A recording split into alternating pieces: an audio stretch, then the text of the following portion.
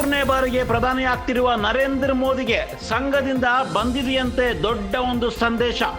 ಸರ್ಕಾರ ರಚನೆಗೂ ಮುನ್ನ RSS ನಿಂದ ಬಿಗ್ ಮೆಸೇಜ್ ಒಂದು ಬಂದಿದೆಯಂತೆ. ಈ ಬಾರಿ ಅಂದುಕೊಂಡಂತೆ ಪರಿಸ್ಥಿತಿ ಇಲ್ಲ, ಹುಷಾರಾಗಿರಿ ಅಂತ ಸಂಘದ ಮುಖಂಡರು ನರೇಂದ್ರ ಮೋದಿ ಅವರಿಗೆ ಎಚ್ಚರಿಕೆಯನ್ನ ಕೊಟ್ಟಿದ್ದಾರೆ.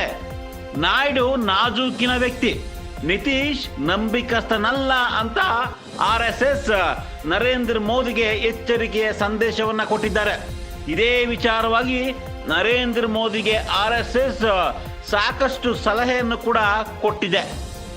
ರಿಸ್ಕ್ ತೆಗೆದುಕೊಂಡ್ರೆ ನಿಮಗೆ ಮಾತ್ರವಲ್ಲ ಪಕ್ಷಕ್ಕೂ ಕೂಡ ಡ್ಯಾಮೇಜ್. ಹೀಗಾಗಿ ಕೆಲವೊಂದಿಷ್ಟು ಎಚ್ಚರಿಕೆಯನ್ನ ತೆಗೆದುಕೊಳ್ಬೇಕು ಅಂತ RSS ಕೆಲವೊಂದಿಷ್ಟು ಎಚ್ಚರಿಕೆಯ ಸಲಹೆಗಳನ್ನ ನೀಡಿದ್ಯಂತೆ ನರೇಂದ್ರ ಮೋದಿ ಅವರಿಗೆ.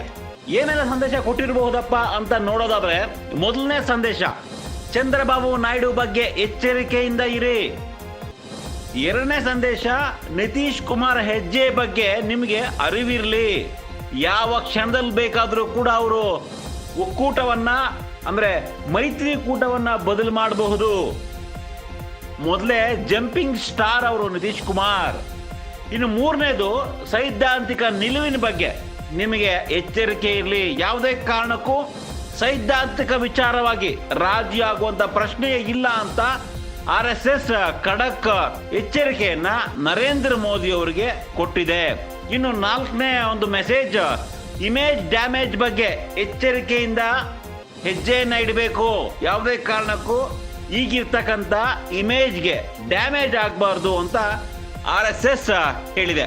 ಇನ್ನು ಮುಂದಿನ ಎಚ್ಚರಿಕೆ, ಐದನೇ ಎಚ್ಚರಿಕೆ, ಭ್ರಷ್ಟಾಚಾರ ವಿಚಾರದಲ್ಲಿ, ಬಹು ಮುಖ್ಯವಾಗಿ ಭ್ರಷ್ಟಾಚಾರ ವಿಚಾರದಲ್ಲಿ ಎಚ್ಚರಿಕೆ ಹೆಜ್ಜೆ ಇಡಬೇಕು.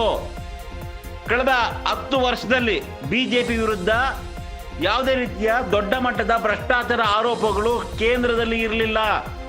ಇನ್ನು ಮುಂದೆ ಅದನ್ನು ಉಳಿಸ್ಕೊಬೇಕು ಅಂದ್ರೆ ಎಚ್ಚರಿಕೆಯಿಂದ ಇರಬೇಕು ಭ್ರಷ್ಟಾಚಾರ ವಿಚಾರದಲ್ಲಿ.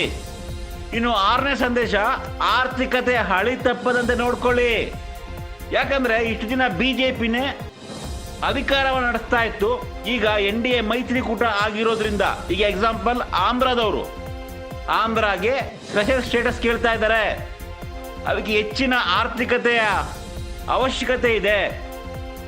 ಹೀಗೆ ಕೇಳಿದ್ದಕ್ಕೆಲ್ಲ ಕೊಡ್ತಾ ಹೋದ್ರೆ ಆರ್ಥಿಕತೆ ಹಳಿ ತಪ್ಪುತ್ತೆ, ಹುಷಾರಾಗಿರಿ. ಇನ್ನು ವಿಪಕ್ಷಗಳ ನಡೆ ಬಗ್ಗೆ ನಿಮಗೆ ಮಾಹಿತಿ ಇರಲಿ. ಇಂಡಿಯಾ ಮೈತ್ರಿಕೂಟ ಅಂದುಕೊಂಡಂತೆ ಇಲ್ಲ, ಈಗ ಸ್ಟ್ರಾಂಗ್ ಆಗಿದ್ದಾರೆ. Be careful. ಸರ್ಕಾರವನ್ನ ಬೀಳಿಸಬಹುದು, ಆ ರೀತಿಯ ಪ್ರಯತ್ನ ಕೂಡ ಮಾಡಬಹುದು, ಹುಷಾರಾಗಿರಿ ಅಂತ RSS ಹೇಳಿದೆ. ಇನ್ನು ಪಕ್ಷೇತರನ್ನ ನೆಚ್ಕೊಳ್ಬೇಡಿ ನೀವು ಯಾವುದೇ ಕಾರಣಕ್ಕೂ. ಈಗೇನು ಓಕೆ 240 ಬಂದಿದೆ ಬಿಜೆಪಿಗೆ, 32 ಶಾರ್ಟೇಜ್ ಇದೆ. ಪ್ರಮುಖವಾಗಿ TDP ಆಗಿರ್ಬೋದು, JDU ಆಗಿರ್ಬೋದು, ಜೊತೆಗೆ ಕೆಲವೊಂದಿಷ್ಟು ಪಕ್ಷಗಳ ಸಪೋರ್ಟ್ ಕೂಡ ಕೊಟ್ಟಿದ್ದಾರೆ.